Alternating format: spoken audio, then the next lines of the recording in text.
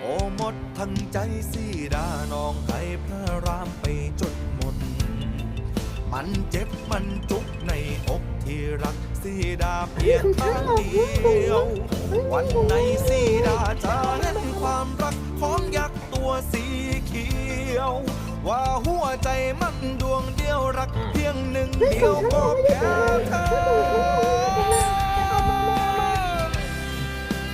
อยากให้มึงรับรู้ตัวร้ายอย่างกูว่ามีหัวใจ